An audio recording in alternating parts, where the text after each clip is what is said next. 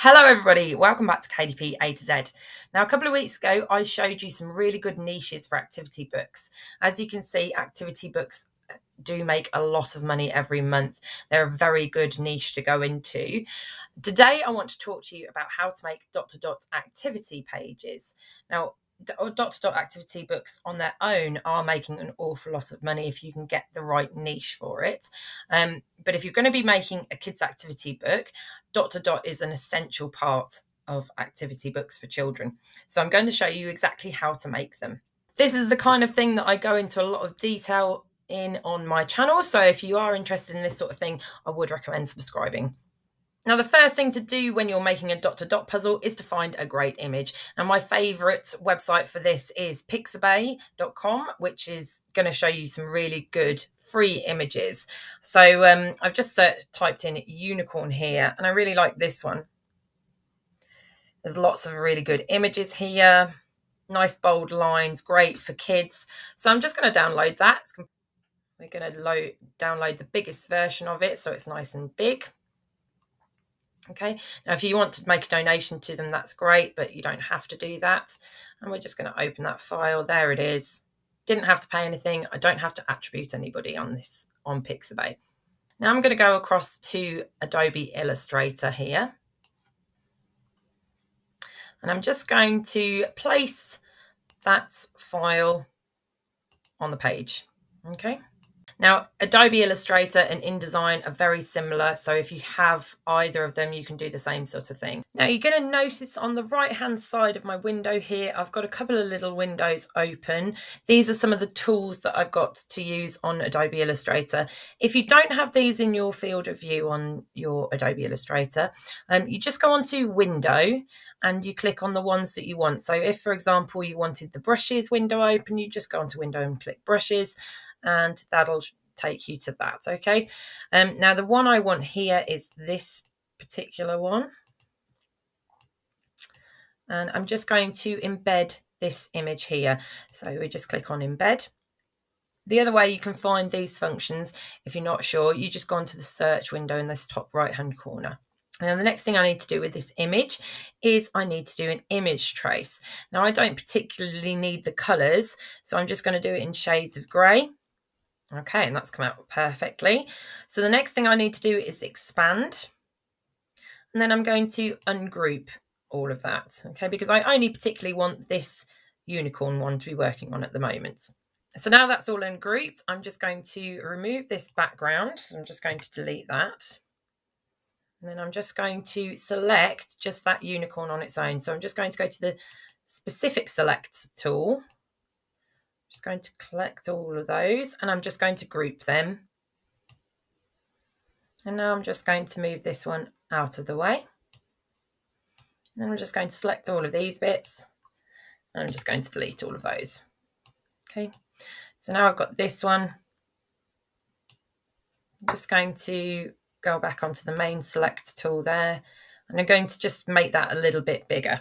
So to keep this in proportion, you just hold the shift key whilst you're resizing, because otherwise it's going to look all out of place. So if I don't hold the shift key, I could go this way. But if I do hold the shift key, it'll stay in proportion. So now I have that the sort of size that I want it, and I'm happy with that. I'm just going to save this image. So I'm going to right click on it. I'm going to export the selection. I'm going to export it as a JPEG. I'm just going to export that asset. Now, the next thing I want to do is I'm going to go on to iamtoolbox.com, which is completely free toolbox that you can use. And on here, it's got some really good little tools, such as Sudoku generators, mandala generators, and so on. It's one of my favorites for creating things for free.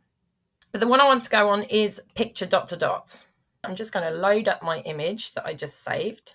Now, just bear in mind with this program that I'm talking about here, it can be a bit temperamental sometimes. Okay, so sometimes it might just come up with this. If that happens, just play around with it until you get a good image and then go back onto the one that you want. I do apologise for that. I don't know why it does that, but it's one of the little glitches I've noticed on this. Okay, so now I've done that, we just need to decide where we want these dots. So we just start clicking on it anywhere you like. So it will just draw a 1. So this is just going to number them all for you. So you can just basically copy down, keep moving your mouse, and just do as many or as few dots as you want. This is so quick and simple to do. If you're not happy with where you've placed the dot, that's easy to rectify. So you just click undo the dot and then just carry on as normal. So just make sure you start where you wanted to start and then just draw your dots around the image.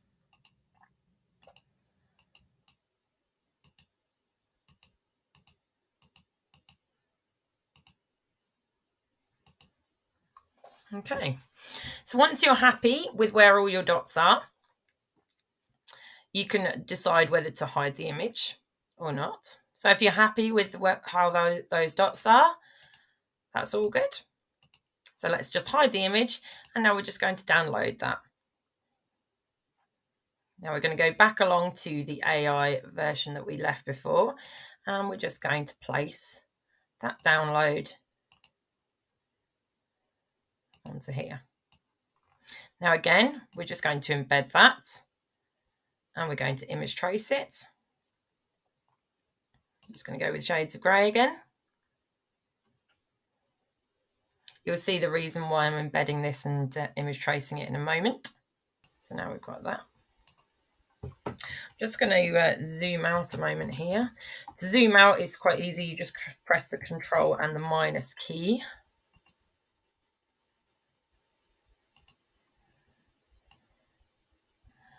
Okay, now with this, I want to expand it. And I'm just doing that separately again from the original document. You'll see why in a moment. And now I'm going to ungroup it. Okay. Now the reason I've ungrouped it is because I want to remove this background. So I'm just going to delete that. And now I'm just going to select all that again. I'm going to group it. I'm not too worried about these zeros still having that bit filled in. Just don't worry about that because that will be covered in a moment. Now that I've grouped it all again, I can move it back into position. I'm just going to shift and shrink it down a little bit so that it's roughly the same size as my image. Okay, so now you've got that all lined up nicely and it is the right size. That's great. We just need to remove these background bits and pieces. So I'm just going to shift that out of the way a moment. And I'm just going to go onto the singular select tool. I'm just going to remove some of these paths.